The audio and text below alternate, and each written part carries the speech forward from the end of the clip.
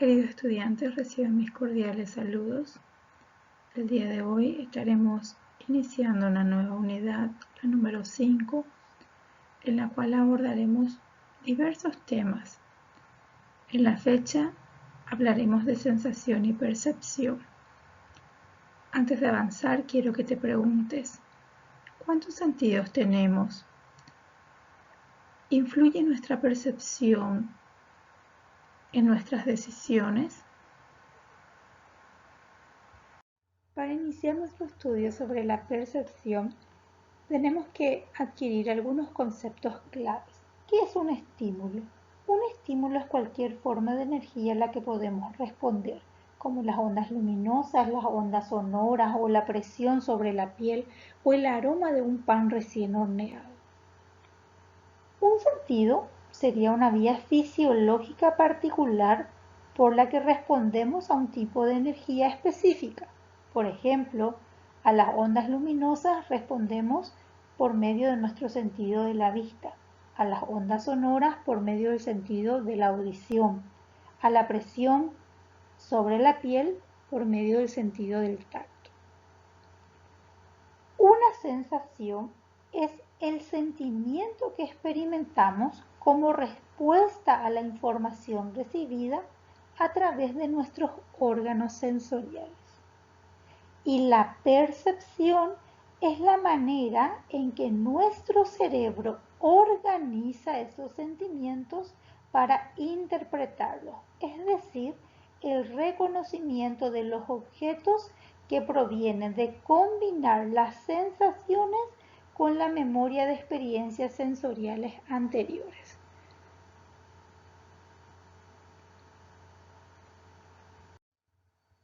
Desde pequeños estudiamos sobre los sentidos. Ya en nuestros primeros años de escuela nos dijeron que teníamos 5 sentidos, que eran la vista, el olfato, el gusto, el tacto y la audición. Hablemos brevemente de cada uno de ellos. Hablemos primero de la vista.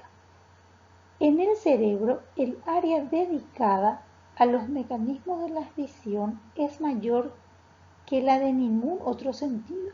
Lo que vemos nos proporciona un 80% de toda nuestra información sobre el mundo. El ojo humano ve la energía electromagnética en forma de ondas luminosas. Esta energía nos llega en fotones, que son las unidades mínimas de luz que pueden ser medidas. La parte más importante y compleja del ojo es la retina, formada por neuronas y células gliales, y células fotorreceptoras llamadas bastones y conos. Los bastones y conos son sensibles a la luz y la oscuridad. De acuerdo a la teoría tricromática, vemos los colores primarios, rojo, verde y azul, y todos los demás colores son frutos de la combinación de estos a través de 3 mecanismos de color en el ojo, uno para el color rojo, otro para el verde y el tercero para el azul.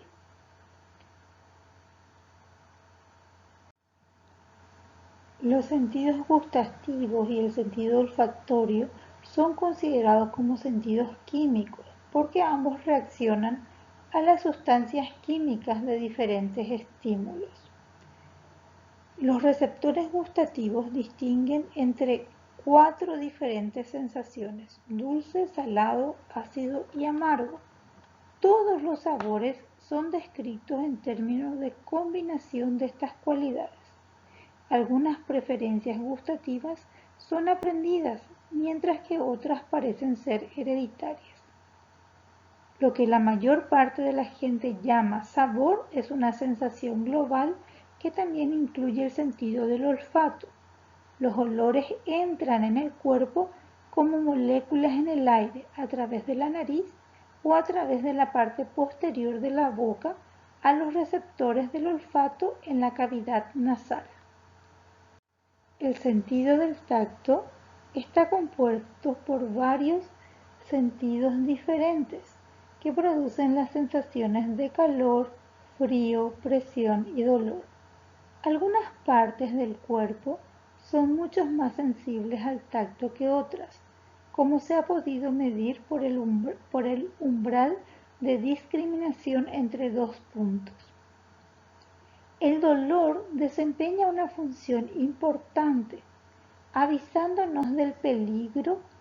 Es posible que existan vías específicas del dolor. Ciertas fibras sensoriales responden solo al dolor, mientras que otras parecen señalar el dolor junto con otras sensaciones. El cerebro produce endorfinas, sustancias que reducen o eliminan el dolor. A menudo el miedo, el estrés y el esfuerzo físico inhiben el dolor. Por último, hablemos de la audición. Diferenciamos entre los sonidos basándonos en 2 medidas, su intensidad y su tono.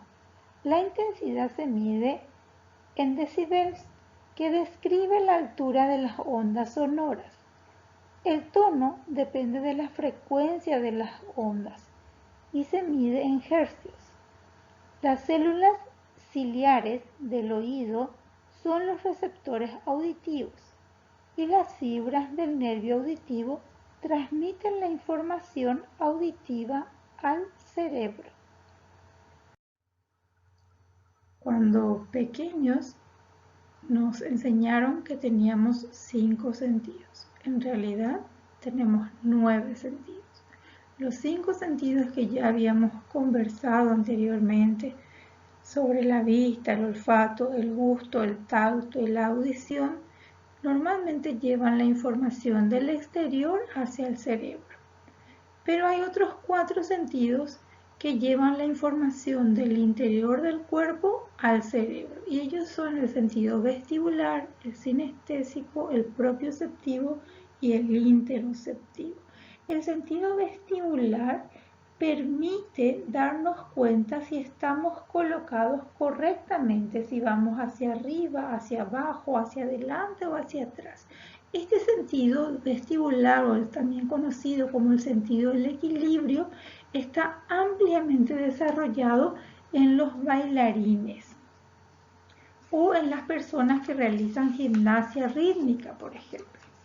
En cuanto al sentido sinestésico, nos informa sobre la tensión de nuestros músculos. Si tomamos una carga pesada o liviana, gracias a este sentido sinestésico, también somos capaces de darnos cuenta del peso de dichos objetos, porque genera una tensión en nuestros músculos. El propioceptivo nos indica las posiciones de nuestros miembros en el espacio. Nos hace saber, por ejemplo, si nuestros brazos se extienden hacia adelante o de lado, aunque nuestros ojos estén cerrados. Si estamos en una total oscuridad, igual tendremos noción de dónde están nuestros ojos o nuestra nariz, nuestra boca, gracias a este sentido que se llama sentido propioceptivo. El sentido interoceptivo transmite la información de nuestros órganos internos, como por ejemplo nuestra vejiga. Cuando ya está cargada y tenemos de repente ganas de ir al baño, esta vejiga lleva la información gracias a este sentido al cerebro, y entonces nosotros nos damos cuenta de esa necesidad.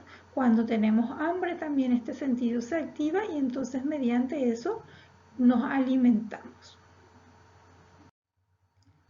Analicemos ahora cómo funcionan nuestros sentidos. La psicofísica es el estudio de la relación entre los aspectos físicos del estímulo y nuestra percepción psicológica del mismo, y tiene por objetivo establecer la conexión entre el mundo físico y el mundo psicológico. Examina nuestra sensibilidad a los estímulos y la forma en que las variaciones de estos afectan nuestro modo de percibirlos. De ahí analicemos algunos puntos. Por ejemplo, el umbral absoluto.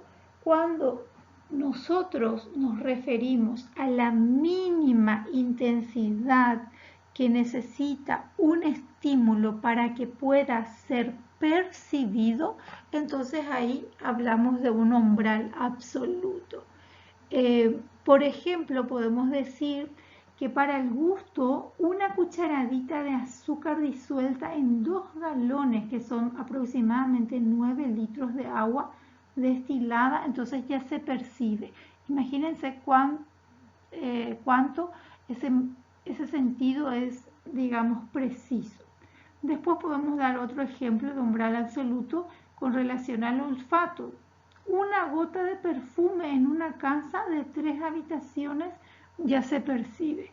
Con relación al tacto, el ala de una abeja que cae sobre la mejilla a una distancia de 1 centímetro ya somos capaces de percibir. Cuando hablamos de umbrales absolutos, lógicamente hablamos de lo mínimo que se necesita para estimular dicho sentido. El oído, podemos decir que el tic-tac de un reloj a una distancia de 6 metros. Cuando hablamos de umbral absoluto también hablamos de en un espacio en ausencia de todo tipo de distractores. Cuando decimos que escuchamos el tic-tac de un reloj a 6 metros de distancia, lógicamente es una zona donde hay un absoluto silencio.